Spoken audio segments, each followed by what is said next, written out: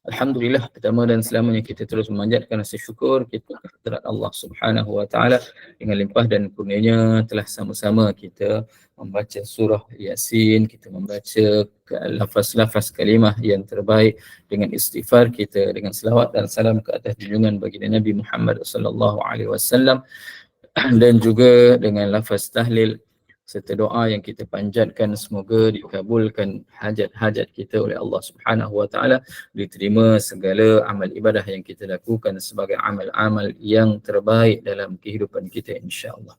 Jadi pada pagi ini kita menyambung kembali perkongsian melalui kitab 30 wasiat Imam Syafi'i. Kita masuk kepada bab yang ke-29.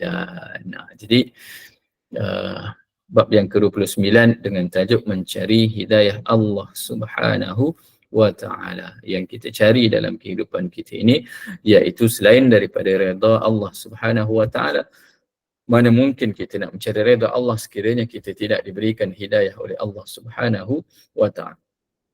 Jadi Imam Syafi'i memberikan wasiat kepada kita.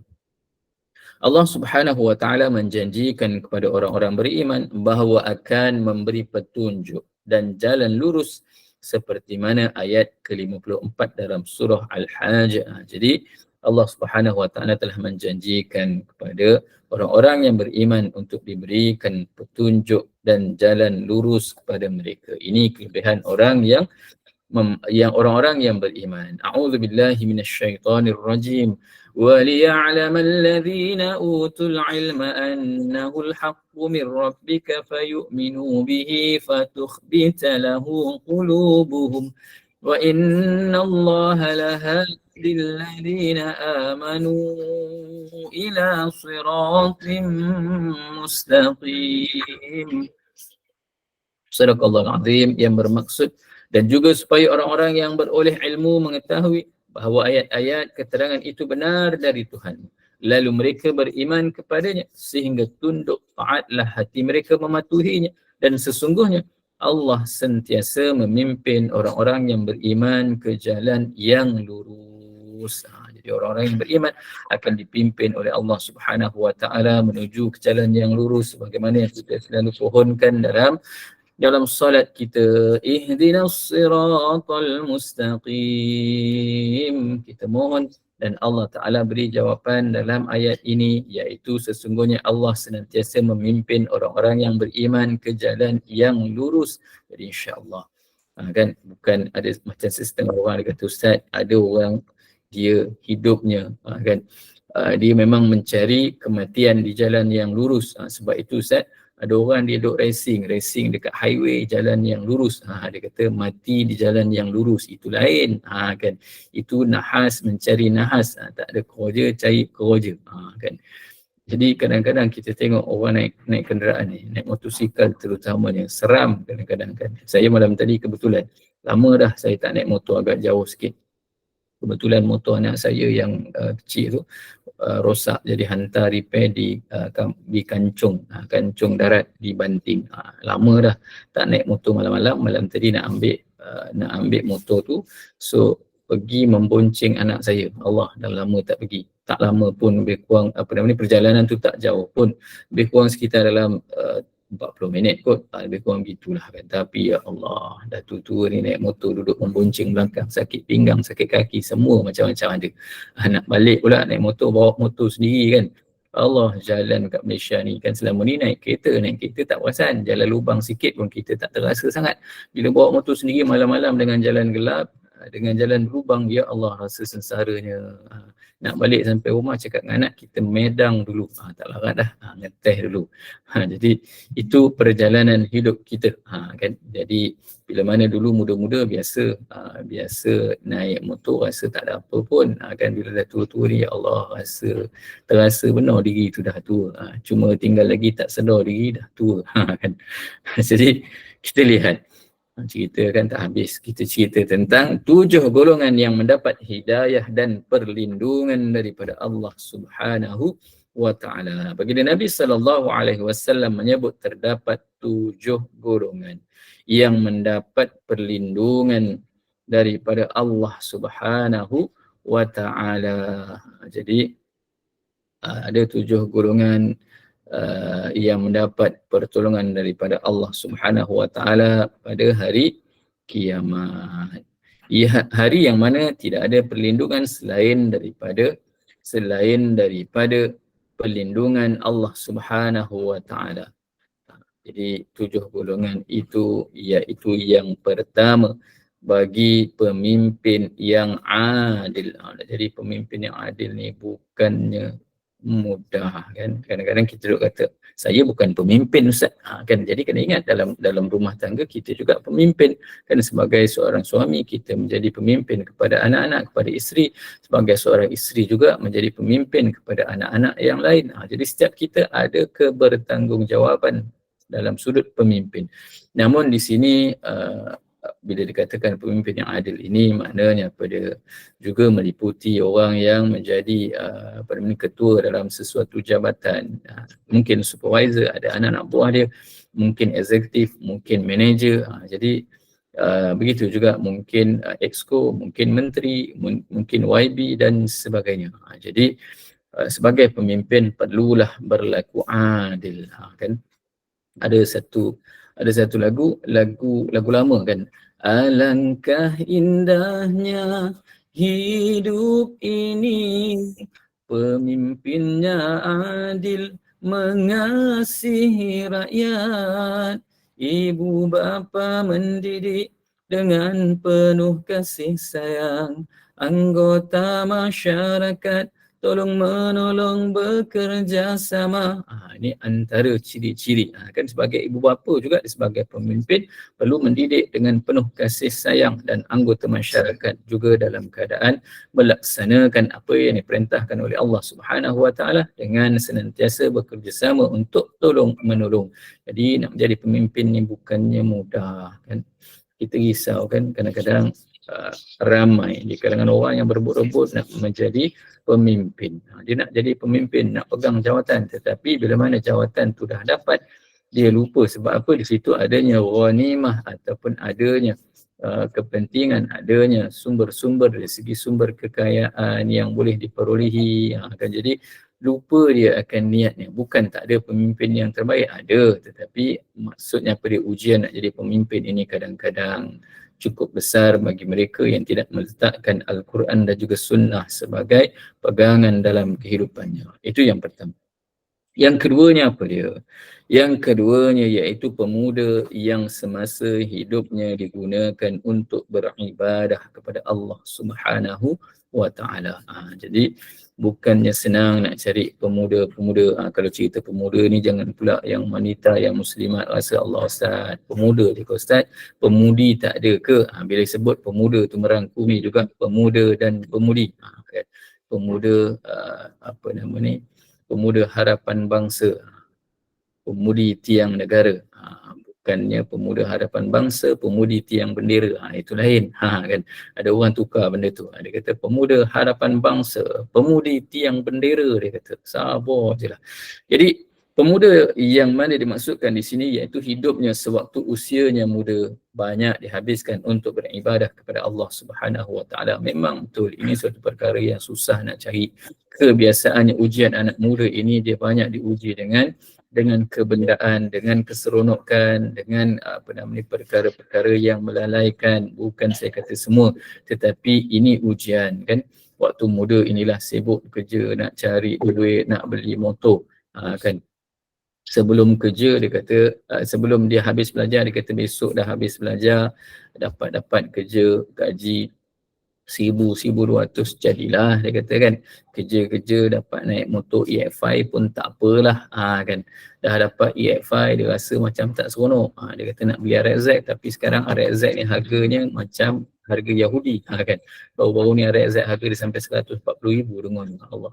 Terkejut saya. Zaman saya muda dulu ada jugalah RX-Z PCG 5407.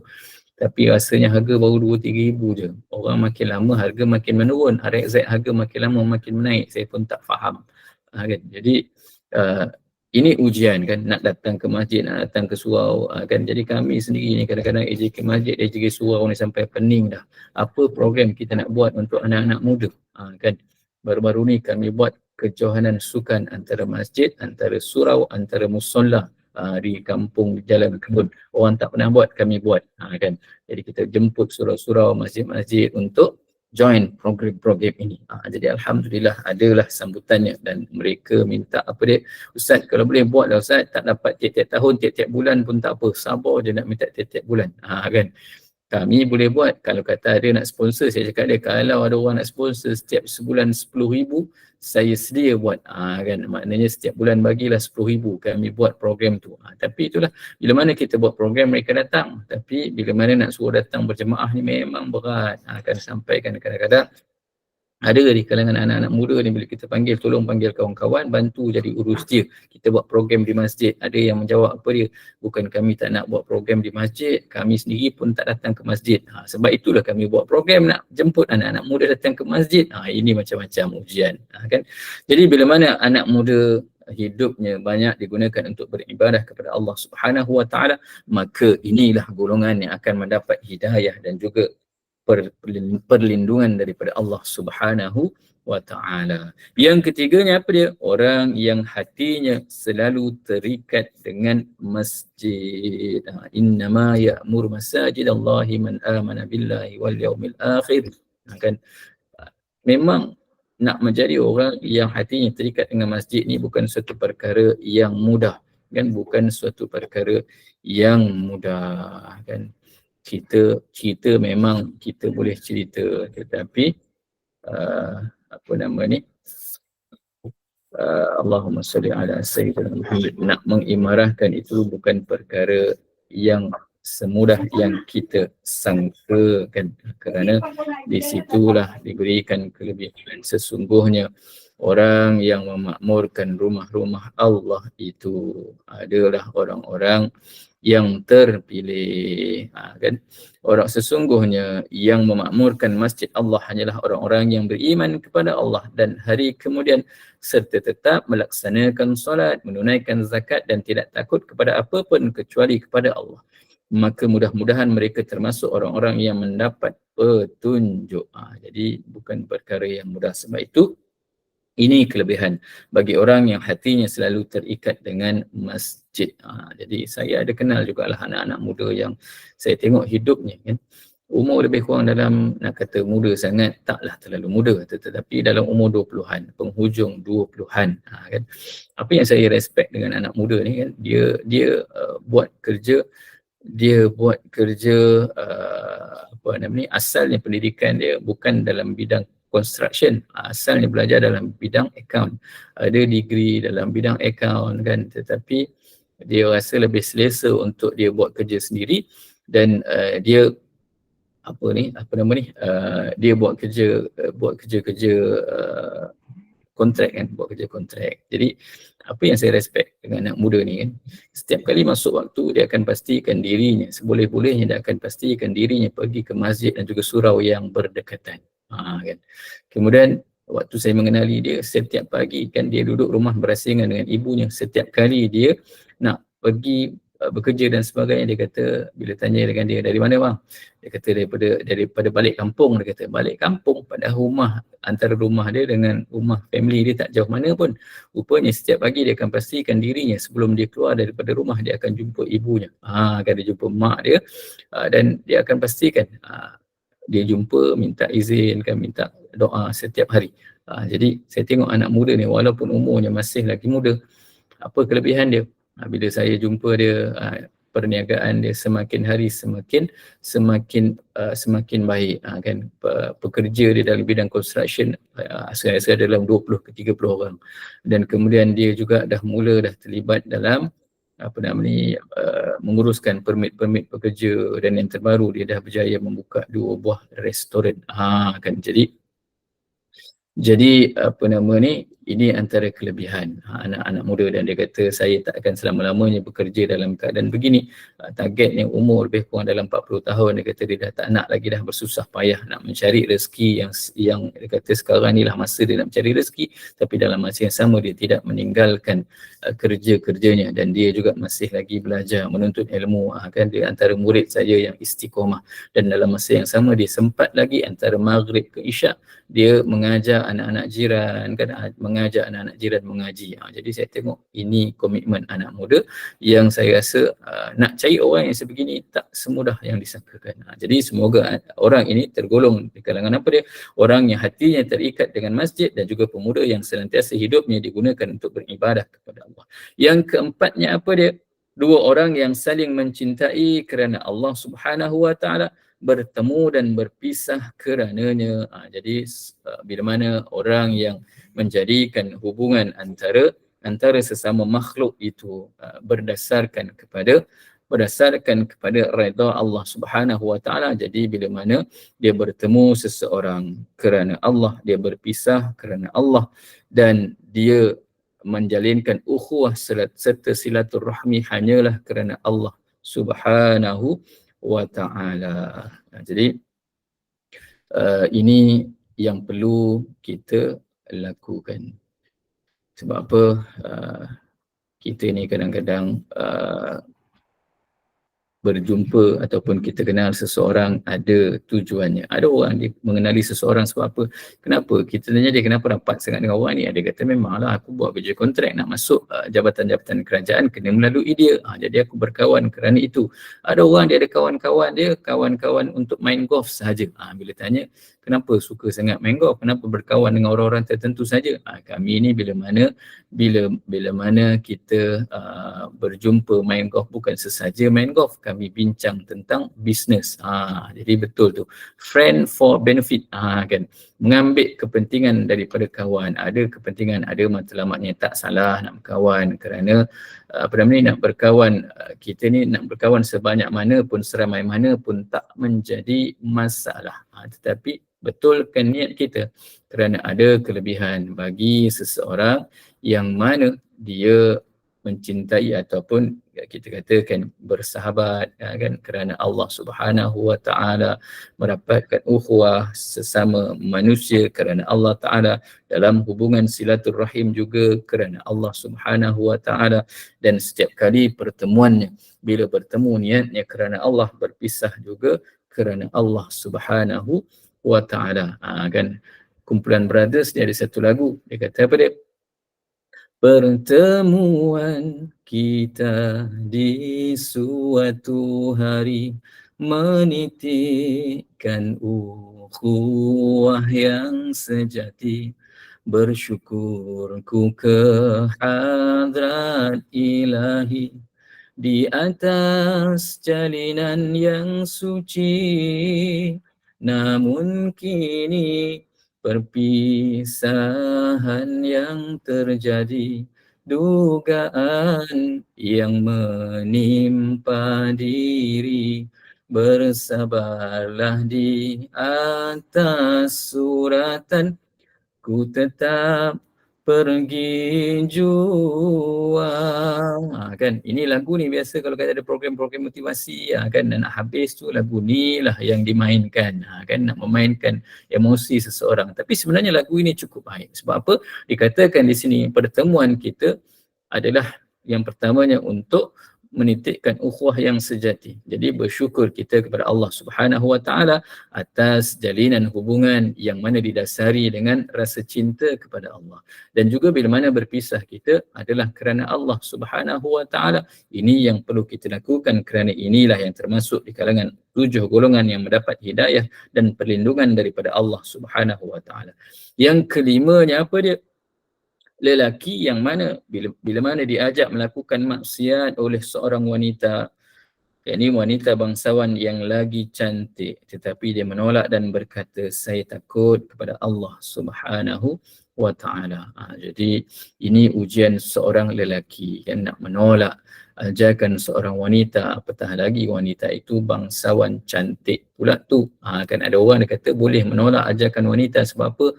Wanita tu tak lalu saya Ustaz, kan, tengok muka pun dia kata Allah, kan, serabai semacam. Nak kata wanita pun tak macam wanita Ustaz, kan. Kalau di Kelang tu ada satu kawasan, tak silap saya area Jalan Guhukwat, dekat Kelang tu lah ada satu kawasan ni. Kita tengok dia orang ni yang nampak macam perempuan, tetapi Bila dia bercakap, suara tak macam perempuan. Halkum dia lagi besar daripada halkum kita. Dekat Kelang tu ada satu kawasan. Tapi saya pernah pergi kawasan dekat area KL, area Chowkit, area jalan Jalan Haji Taib tu kan.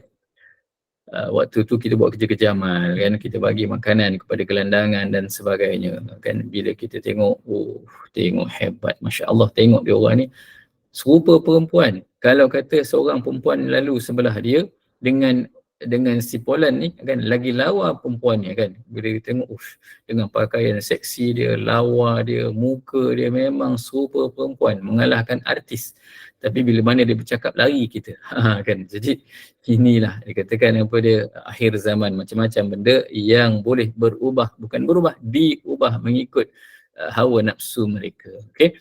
Jadi kita lihat lelaki yang diajak melakukan maksiat tetapi mampu menolak dengan ajakan tersebut memang orang yang hebat. Bukannya mudah untuk bukannya mudah untuk menolak ajakan maksiat, apatah lagi oleh bangsawan yang lagi cantik, kan. Apa dia? Itu ada komen kan, komen tu dia merujuk kepada satu filem dulu kan, bila mana wanita jadi-jadian dia kata pada tulin bang, dia katakan. Bila orang tegur dia kata tulin bang, kan. Ada yang tanya muka surat berapa? 176 sekarang ni, 176. Okey, yang keenamnya pada orang yang bersedekah secara sembunyi sehingga tangan kirinya tidak tahu apa yang disedekahkan oleh tangan kanannya.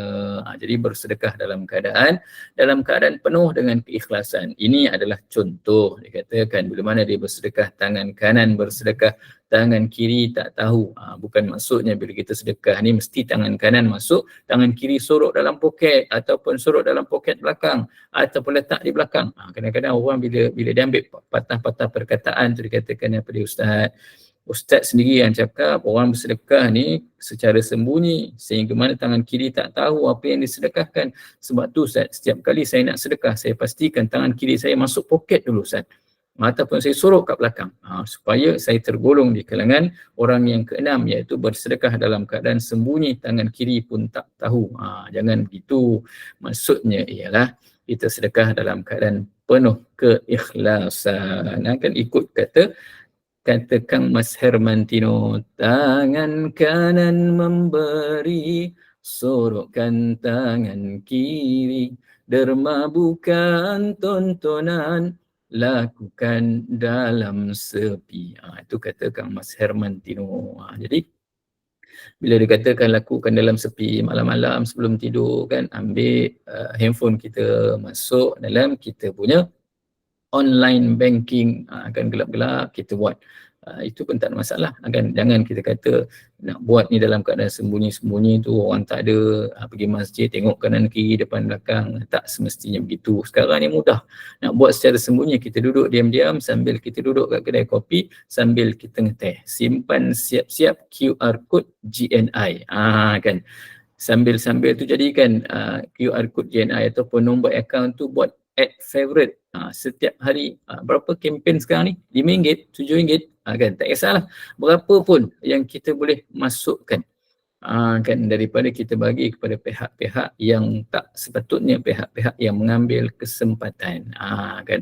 Sekarang ni viral macam-macam orang. Saya tengok satu video ni, orang ni dia minta sedekah. Waktu dia minta sedekah, dia pakai kerusi roda. Kan kita tengok dia kesian, kita tengok dia kan.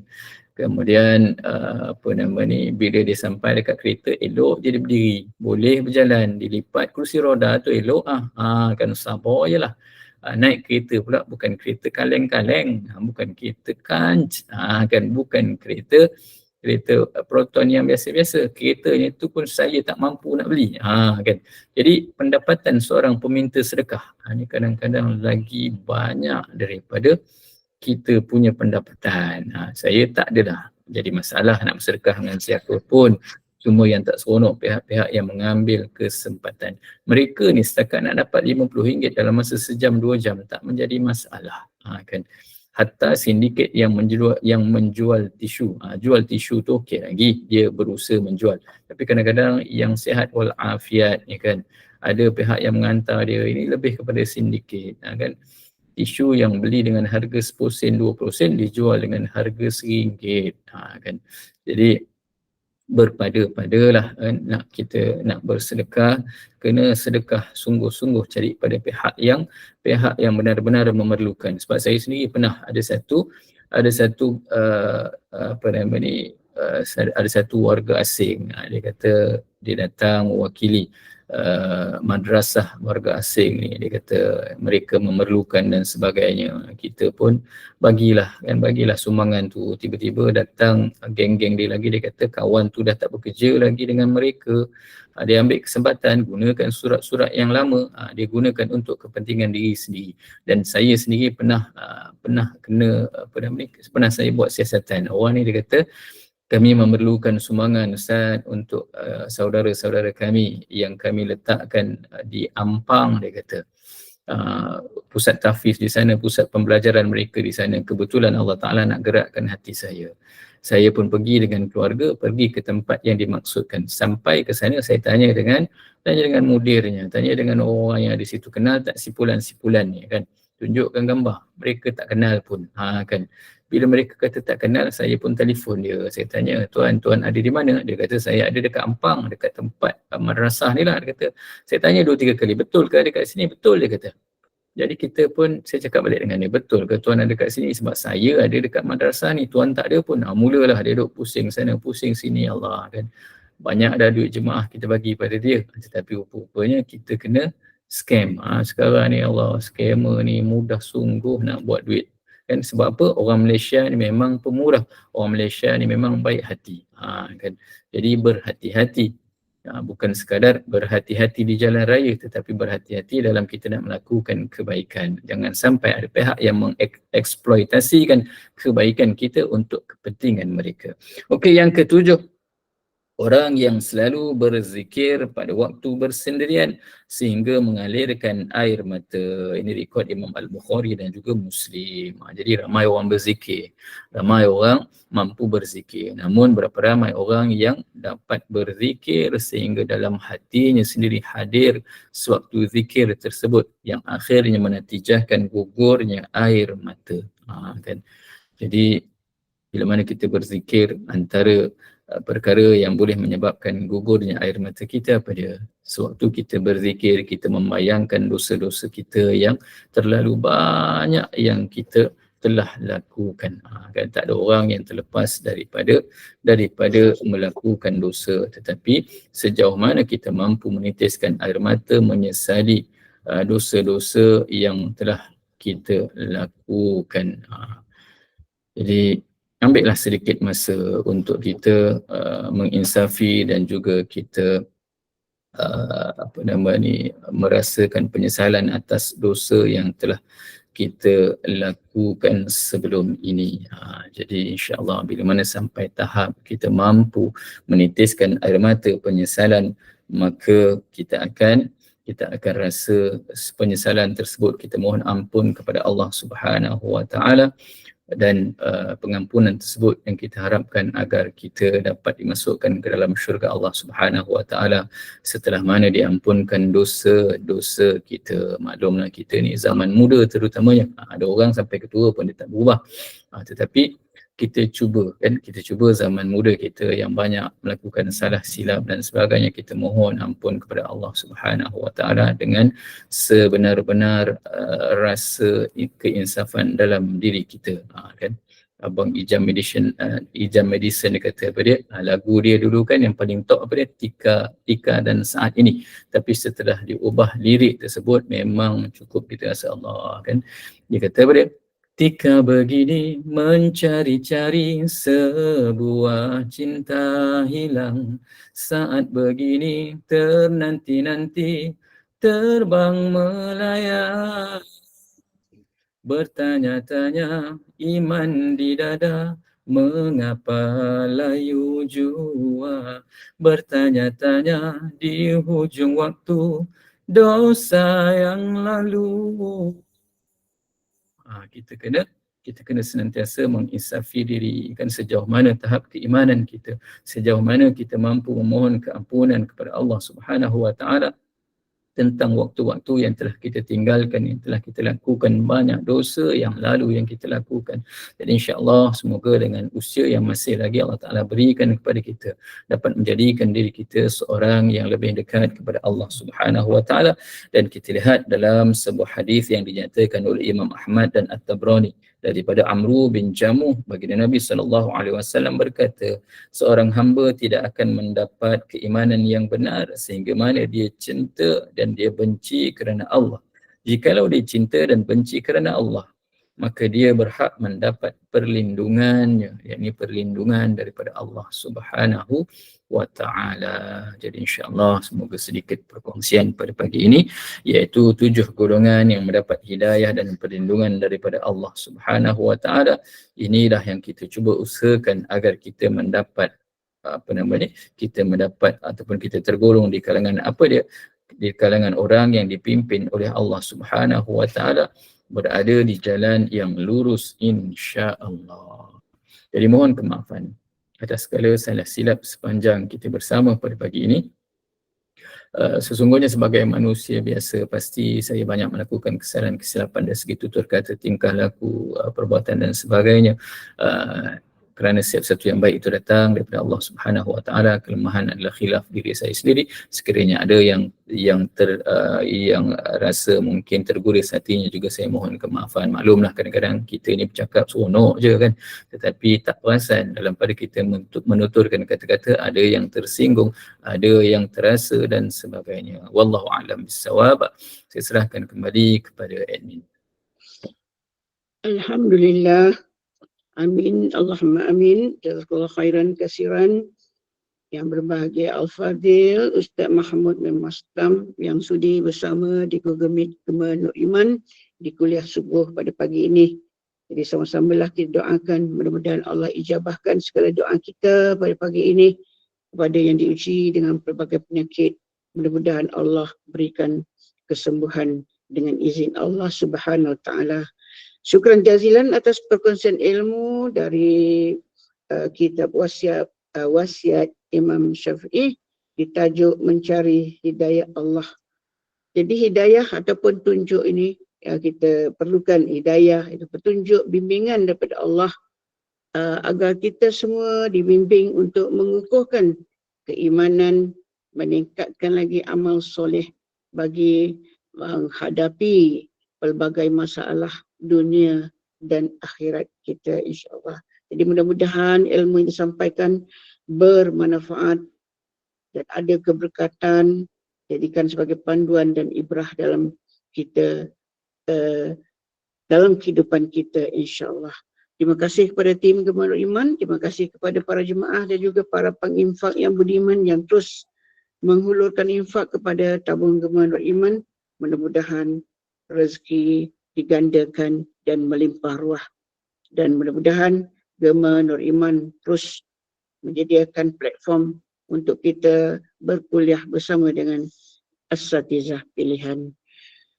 Terus berada di Taman Ilmu pada pagi ini, sebentar lagi pada pukul 8.15 kuliah duha bersama dengan Al-Fadhil Ustaz Muhammad Luqman Makhtar, penulis buku Asam Garam 2 Rumah Tangga Nabi Muhammad Sallallahu Alaihi Wasallam. Jadi kepada yang ada ruang dan peluang untuk terus berada di halaqah ilmu, dipersilakan, dan bagi mereka yang mungkin ada urusan yang perlu diselesaikan, kita doakan mudah-mudahan Allah permudahkan segala urusan dimanapun kita berada. Jadi sebelum tirai ditutup, saya mewakili seluruh tim Gemah Nur Iman memohon maaf atas segala kekhilafan, kekurangan, kelemahan sepanjang kuliah pada pagi ini. Sesungguhnya yang baik daripada Maha Pencipta, yang kurang elok daripada kekhilafan, kelemahan diri sendiri. Dan kita tutup dulu tirai kuliah subuh kita pada pagi ini. Sekali lagi dipersilakan yang berbahagia Al-Fadhil Ustaz Mahmud Mastam untuk menutup dengan tasbih kafarah dan suratul As. Dan saya akhiri dengan lafaz kalam yang mulia. Wabillahi taufiq wal hidayah. Wassalamualaikum warahmatullahi wabarakatuh. أعوذ بالله من الشيطان الرجيم. بسم الله الرحمن الرحيم. سبحانك اللهم وبحمدك أشهد أن لا إله إلا أنت أستغفرك وأتوب إليك. بسم الله الرحمن الرحيم. والعصر إن الإنسان لفي خسر إلا الذين آمنوا وعملوا الصالحات وتواصوا بالحق وتواصوا بالصبر. Sadaqallahul azim. Sekali lagi saya mohon kemaafan dan ucapkan assalamualaikum warahmatullahi wabarakatuh.